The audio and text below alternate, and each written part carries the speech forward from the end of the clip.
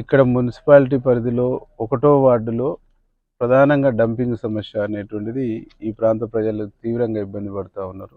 ఇక్కడ డంపింగు ఒకటో వార్డుకు దగ్గరగా ఉండడంతోని ఈగలు, దోమలతో పాటుగా దుర్వాసన వచ్చేసి అనారోగ్య బారిన పడుతున్నారు అనేటువంటి ఒక ఆవేదనతో ఈ వార్డు ప్రజలు, శివనేనిగూడెం వార్డు ప్రజలు బాగా ఇబ్బంది పడుతూ ఉన్నారు. ఇక్కడ వచ్చి మేము పరిశీలించడం మీరు కూడా చూస్తారు ఈ ఈగలు ఇవన్నీ. దీన్ని ఇమ్మీడియట్లీ ఇక్కడి నుంచి షిఫ్ట్ చేసి జనవాసాలకు దూరంగా ఉండేటువంటి ప్లేస్ని ఐడెంటిఫై చేయమని చెప్పేసి స్థానిక మున్సిపల్ కమిషనర్ గారు, ఎంఆర్ఓ గారు మేము ఒక నిర్ణయానికి వచ్చినాం. దీన్ని 100% 2-3 ప్లేసులు చూసి ప్రజలకు ఇబ్బంది లేకుండా, ప్రజలకు ప్రాబ్లం రాకుండా, శివనేనిగూడెమే కాదు ఇంక ఏ ప్రాంత ప్రజలకు ఇబ్బంది జరగకుండా ఉండటానికి కావాల్సిన చర్యలు వేగంగా చేపట్టాలని చెప్పేసి నిర్ణయం తీసుకోవటం జరిగింది. దాంతోపాటుగా శివనేనిగూడెంలో ఎస్సీ కాలనీలు, బీసీ కాలనీలు అవి తిరిగినప్పుడు ఇల్లు లేని పేదవాళ్ళు చాలా దయనీయమైనటువంటి పరిస్థితుల్లో ఉన్నారు. గడిచిన 10 సంవత్సరాల పైచిలకు ఒక్క ఇల్లు రాకపోవటం మూలంగా వాళ్ళకి ఇల్లు కట్టుకునే స్తోమత లేక, ఆర్థిక స్తోమత లేక తీవ్రమైనటువంటి ఇబ్బందుల్లో ఉన్నారు. కొన్ని ఇండ్లు కూలిపోయి, కొన్ని ఇండ్లు కురుస్తూ చాలా దయనీయమైనటువంటి పరిస్థితి. ఒక మున్సిపాలిటీ పరిధిలో ఇంత దయనీయమైన పరిస్థితుల్లో ప్రజలు జీవించడం అనేది చాలా బాధ అనిపించింది.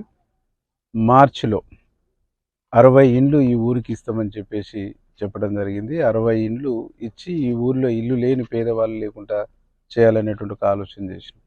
దాంతోపాటు అక్కడ ఎస్సీ కమ్యూనిటీ హాల్ ఒకటి, ఎస్సీ కమ్యూనిటీ హాల్కు కాంపౌండ్ వాల్ ఒకటి, అట్లాగే కొంచెం డ్రైనేజీ సీసీ రోడ్ల సమస్య ఉన్నది.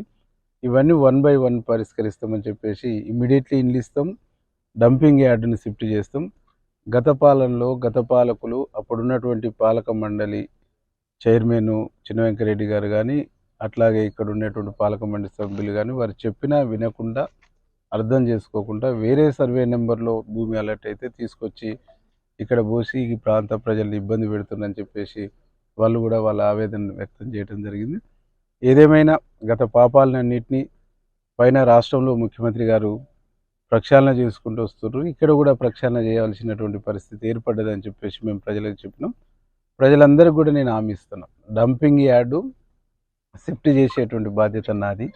అట్లాగే ఇల్లు లేని పేదవాళ్ళకు 60 ఇండ్లు ఇచ్చేటువంటి బాధ్యత నాది. దాంతోపాటు శివనేనిగూడెం చెరువుకు సంబంధించినటువంటి కూడా పునరుద్ధరించి ధర్మారెడ్డిపల్లి నీళ్లతో పాటుగా అట్లాగే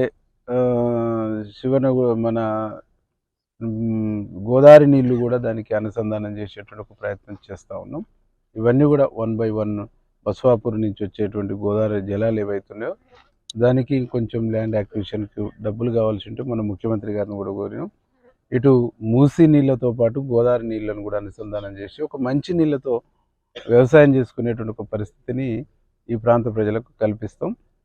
శివనేనిగూడెమే కాదు చిట్యాలలో అన్ని వార్డులలో ఉండేటువంటి అర్హత ఉన్న ప్రతి పేదవాడికి ఇల్లు ఇచ్చేటువంటి బాధ్యత ఇందిరమ్మ ప్రభుత్వాన్ని, ఈ రాష్ట్ర ప్రభుత్వాన్ని, గౌరవ ముఖ్యమంత్రి రేవంత్ రెడ్డి గారిది, స్థానిక ఎమ్మెల్యేగా నాది అని చెప్పేసి ప్రజలందరికీ నేను హామీ ఇవ్వటం జరిగింది. పూర్తిగా జాగలేదు, నిల్వ నీడలేదు, కొనుక్కునేటువంటి స్తోమత లేనటువంటి వాళ్లకు పెండింగ్లో ఉన్నటువంటి 240 ఇండ్లు ఉన్నాయి. వాటిని పూర్తి చేసి ఆ నిల్వ నీడ లేని, కొనుక్కునే స్తోమత లేనటువంటి వాళ్లకు అవి కూడా ఇస్తాం. ఇవన్నీ కూడా మార్చి నెలలో పూర్తి చేస్తామని చెప్పేసి హామీ ఇస్తాం.